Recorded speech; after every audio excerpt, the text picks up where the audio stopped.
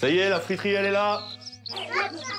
Au pays des ch'tis, Vianney a eu une idée originale pour l'anniversaire de ses 3 enfants. Faire venir une baraque à frites devant chez lui, sur le trottoir. Ah, moi, je faut dedans. Ce conducteur de bus de 34 ans organise aussi une fête pour le départ de ses voisins qui déménagent en Bretagne. Ça donne faim. Alors, messieurs, dames, hein, pour le petit pot de départ, c'est pas mal pour une première. Carrément. Les petits ont déjà choisi ce qu'ils prenaient. Pour Kelly, l'épouse de Vianney, faire appel à cette institution des Hauts-de-France était une évidence. C'est le Nord. Donc nous, c'est les frites fricadelles. Donc, et c'est convivial, les mêmes questions vaisselle, tout ça. Je m'occupe de rien du tout, juste l'apéro, c'est tout. Kelly avait d'abord contacté un traiteur, mais la note de 700 € était trop salée pour son budget. Le friteur lui facture 450 € sa prestation pour 25 invités. Burger. Soit 18 € par personne. C'est plus cher qu'un menu dans un fast-food, mais les convives peuvent se servir à volonté. Je peux avoir des nuggets? Julien, le gérant de cette friterie à domicile, lui aussi s'y retrouve. Des nuggets? Il amortit son déplacement et se dégage un petit bénéfice. Sur une journée comme ça, 200 €, 220 €. Qui reste correct pour une matinée. Là, c'est des vraies frites. Elles sont pas grasses, elles sont croustillantes. C'est exceptionnel. Regardez-moi ça. Ah, elles sont bonnes. Ah ouais. On a l'impression d'être en vacances. On le refera, ça va. Merci, au revoir. Merci. Dans une région où l'on biberonne à la frite, Julien a du travail assuré. Baptême, mariage ou séminaire d'entreprise, sa baraque est bookée pour les 2 prochains mois.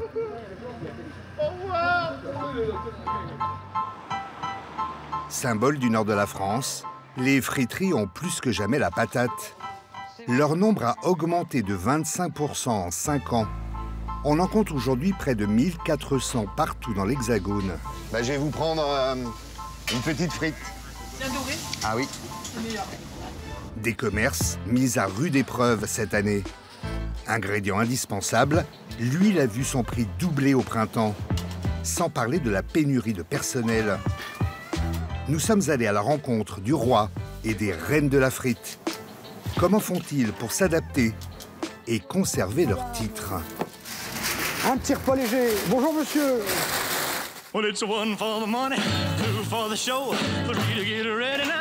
David Fontaine, 45 ans, est fan d'Elvis Presley. Rock'n'roll. Je suis un fan de rock. Voilà. Vous avez la balade un peu? Je l'avais un peu mieux avant, hein, mais après on fait avec son temps. Hein. On vieillit un petit peu, on perd ses cheveux, on essaye de faire. Voilà.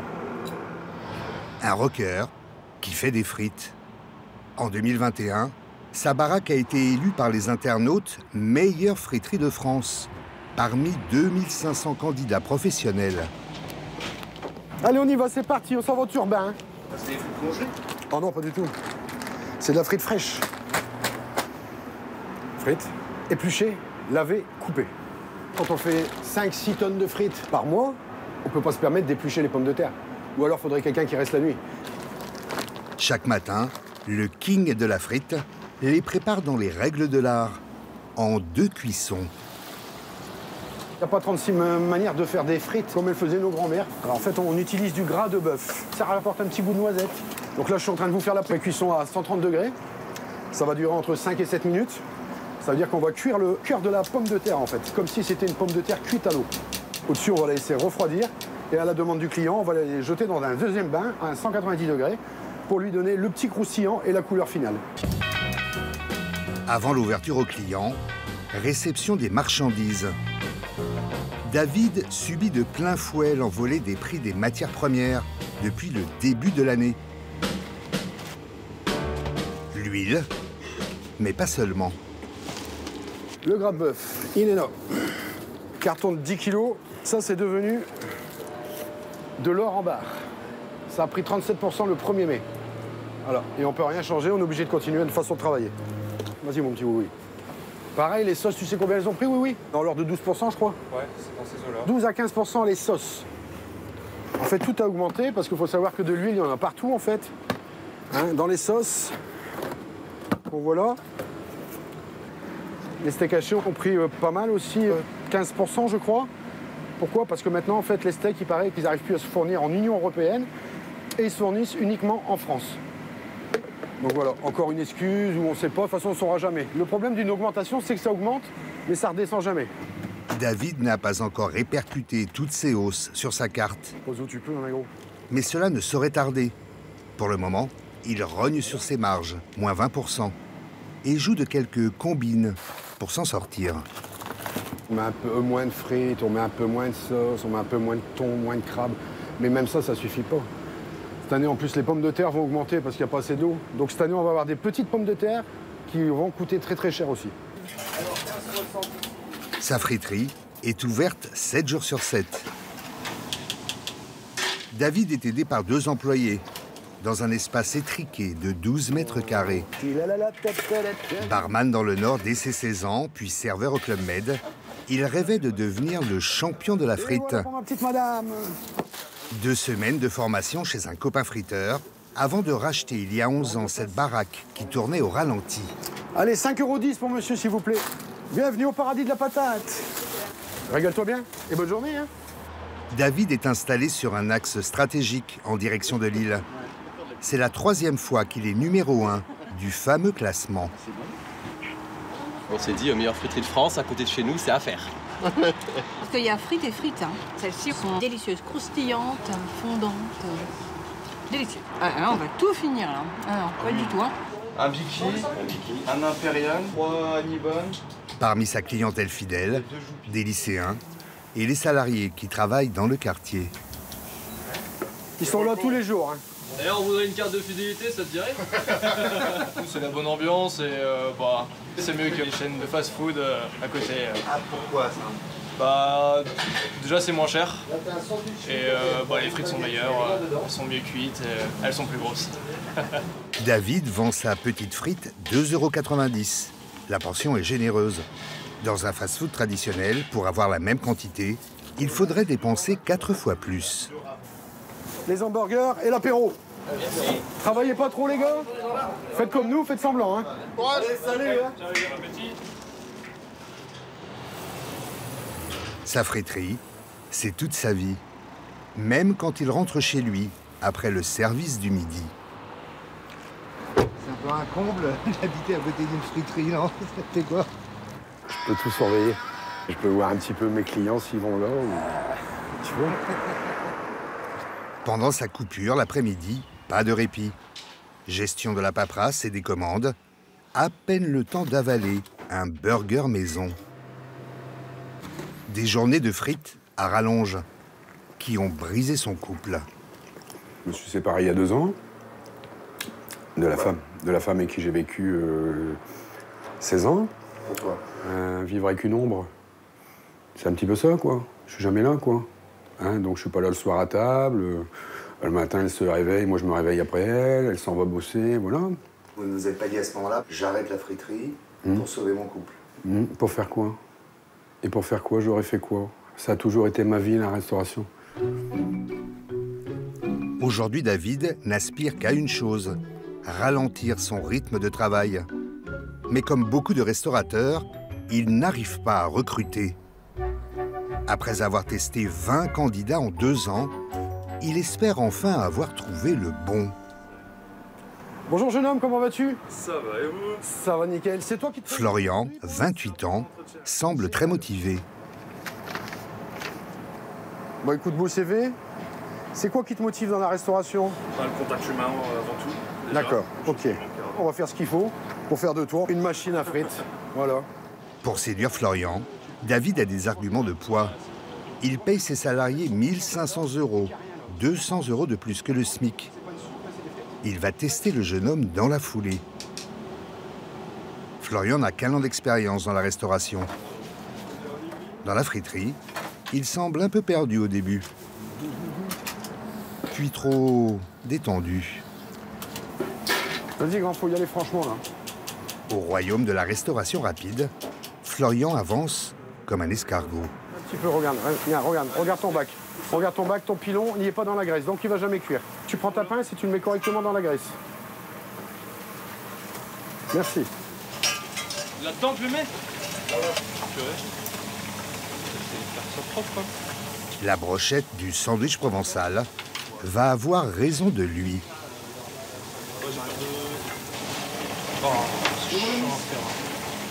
Par chance pour Florian, David n'a rien vu. Mais après sa journée d'essai, le jeune homme n'est pas revenu. Ah bah ça, je savais pas si c'était la première fois que j'en faisais. David, de toute façon, ne comptait pas l'embaucher. Il l'a trouvé trop mou. L'an dernier, faute de personnel, il a dû baisser son rideau en haute saison tous les week-ends pendant 2 mois. 18 € tout rond. Et ben voilà, t'as plus qu'à te régaler maintenant. Si c'est pas bon, les réclamations c'est le lundi, on est fermé. À bientôt, ciao. À 50 km de là, toujours le plat pays. C'est terrible. Ça, tu peux en mettre 10, Peggy. Et 2 sœurs qui se démènent pour détrôner le roi David. Nelly et Peggy sont 2e sur le podium des meilleures friteries. Une de leurs armes fatales, leur sauce faite maison pour napper leurs frites. Peggy, l'aînée, 48 ans, se charge de la fromagère, emmental râpé, crème fraîche. Nelly, 45 ans, de la cheddar, à base de bière blonde, moutarde et cheddar râpé. On aime bien faire ce que les autres ne font pas, quoi, en fait. Ça prend du temps, mais c'est fait maison. Avant de la réussir, on l'a fait 4-5 fois. Je faisais cramer le fromage, ou ça faisait carrément des blocs, parce que je l'ai loupé, ça collait. Leur sauce cheddar est aussi proposée aux clients dans leur Welsh, le célèbre croque-monsieur du Nord, lui aussi fait maison. En principe, on ne doit pas tremper les tartines dans la sauce, mais nous, on le fait, en fait. Pourquoi ça? Bah, comme ça, il y a plus de goût et les tartines, elles sont moins sèches. Voilà. Et on rajoute un œuf dessus à la fin. Un œuf sur le plat, bien sûr. Elle est trop bonne. C'est qui la meilleure en cuisine? Bon, on est les deux pareils. Cuisine pour la friterie, deux pareils. Cuisine pour faire perso, c'est Peggy. Depuis toute petite, Nelly et Peggy traînent derrière les fourneaux. D'abord employées dans la restauration, puis dans une usine agroalimentaire, elles rêvaient de travailler en famille, comme leurs parents, qui tenaient un café. Il y a 13 ans, elles retapent une ancienne caravane pour en faire une baraque à frites.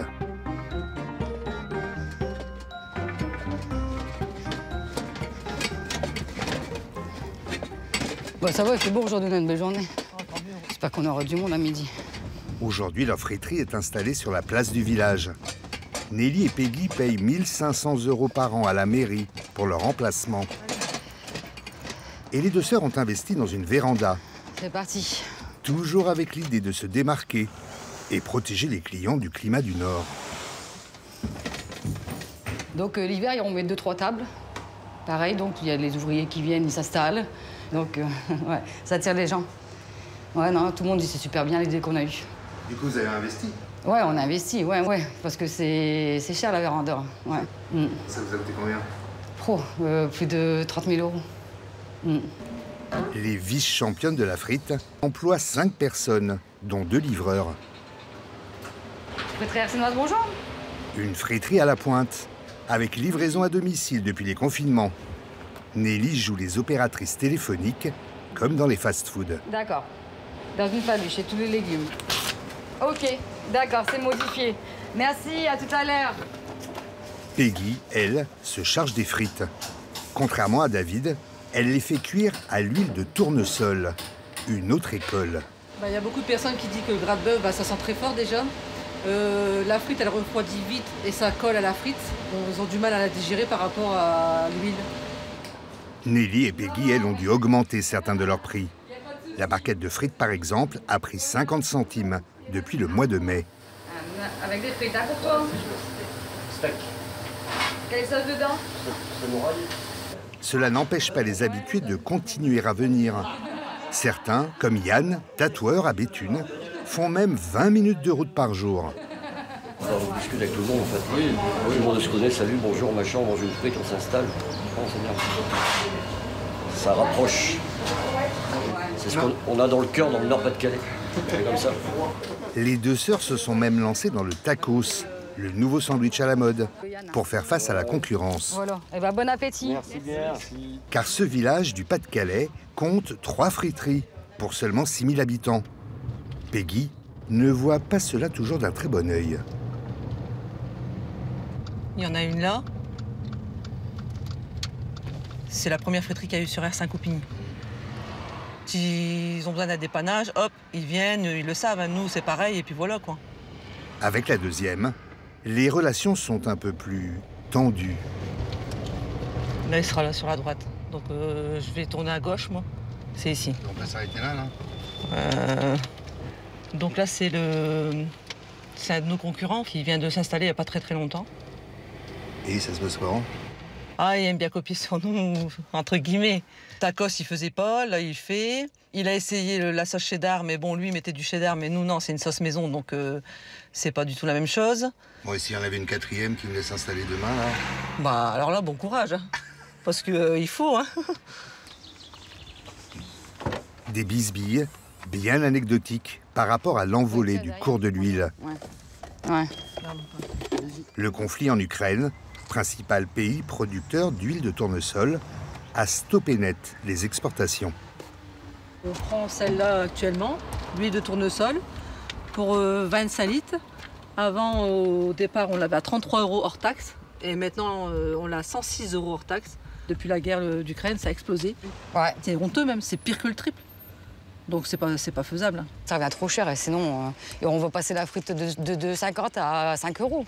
On a le droit à 2 bidons par jour et encore quand on en trouve. Donc on a un stock encore de l'huile de tournesol. On finit le stock et après on va voir comment ça va se dérouler. Pas d'huile, pas de frites. Les deux sœurs ont de quoi tenir seulement un mois. Alors elles prennent les devants. Elles ont décidé de tester une nouvelle huile végétale, 80 centimes moins cher le litre et surtout disponible. Dans ces bidons, un mélange de colza, tournesol et d'huile de palme, pourtant très controversée.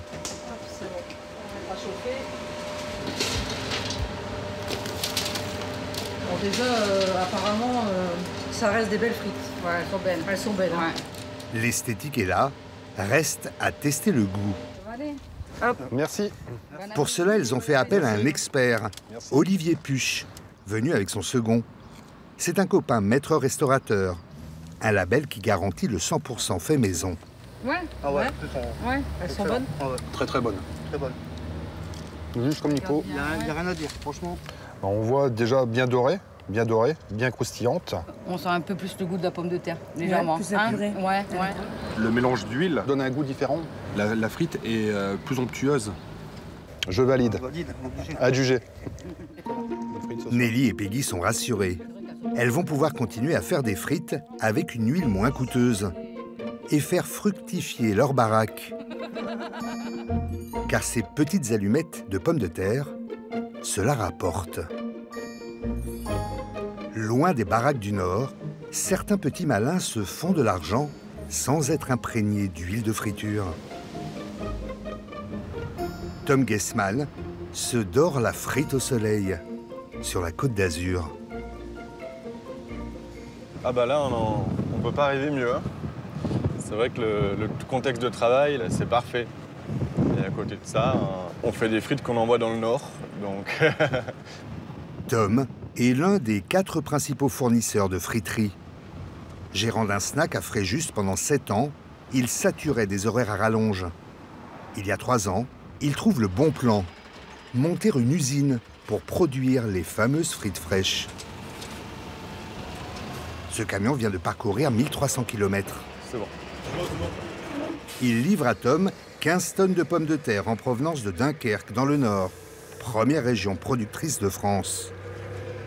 C'est de la Manitou, une des meilleures variétés avec la binche, pour faire des frites.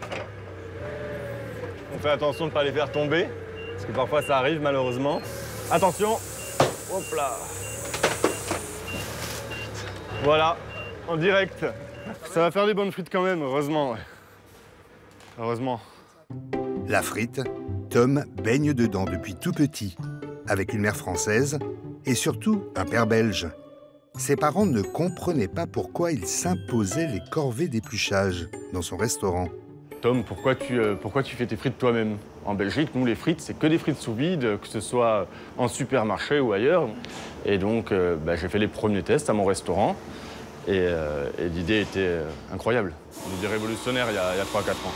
Et puis maintenant, tout le monde en veut. Donc voilà. Tom a investi 150 000 € dans cette usine. Elle alimente 80 friteries, autant dans le nord que dans le sud.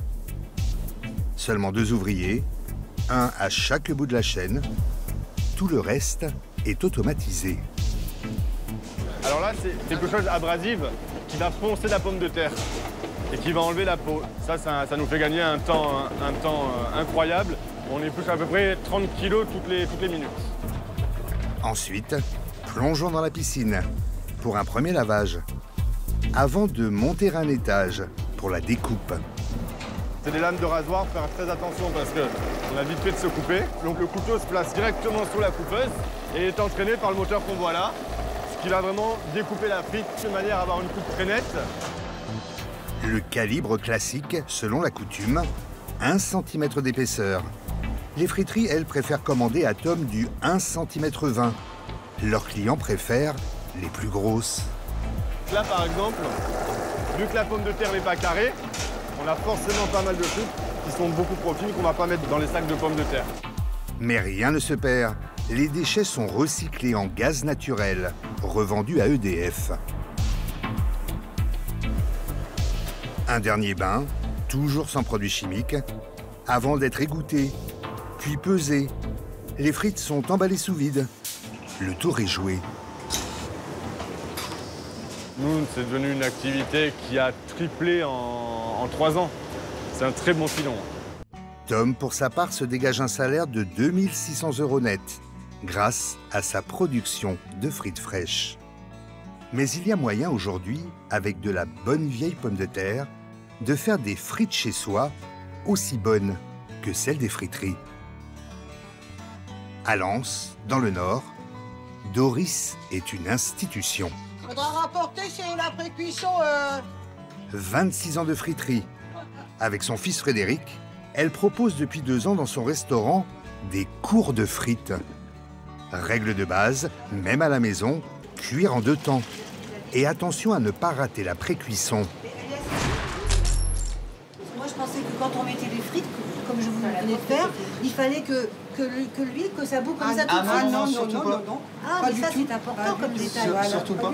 Parce que si votre huile est trop chaude quand vous allez la mettre en pré-cuisson, ça va la saisir et ça va la durcir, votre frite. Ouais. Ah, donc là, on croit que ça cuit pas, mais si, ça cuit. La pré-cuisson, à 150 degrés, dure 10 à 15 minutes. Toujours attendre. Et vous voyez, hop, quand on l'ouvre, ça... Voilà, dedans, qu'il y a de la chair. Comme ça, voilà, hop. Molle. 175. Tout est toujours question de bonne température. Quand vous avez précuit tous vos frites, vous les laissez reposer. Et après, vous repassez votre fritage à 190. D'accord. Et comme ça, vous allez avoir une frite croustillante. Là, si je fais ça, puis après je fais ça. Autre astuce, bien s'assurer de la propreté de l'huile. Un petit chinois pour enlever, parce qu'autrement, quand vous faites vos frites, à un moment, vous avez des petits graillons dessus. Voilà, c'est ça qu'on enlève. Si on le laisse dans l'huile, c'est ça qui fait brûler l'huile. Mais les gens le font pas en général. Bah non, à la maison, personne ne le fait. Dernier petit secret, Le bruit. Doris écoute ses frites. Vous entendez le bruit? Voilà, je fais chanter bien. Ce bruit sec est la garantie d'une frite pas trop grasse. Eh ben, on peut les manger. Les participants ont payé 8 € pour cet atelier d'1h30. Dégustation comprise. Je pense qu'elles vont être digestes. Elles sont... Il y a de l'air dedans, voyez-vous, c'est pas pouf. Et on mâche quelque chose. Hein. Je vais acheter 5 kilos de patates pour m'exercer. Alors, messieurs, dames, le verdict pour les frites? Bravo. Avec 55 kilos de pommes de terre engloutis par an et par personne, les Français restent parmi les plus gros consommateurs au monde du petit bâtonnet croustillant. Ouais, moi j'arriverai jamais à moi.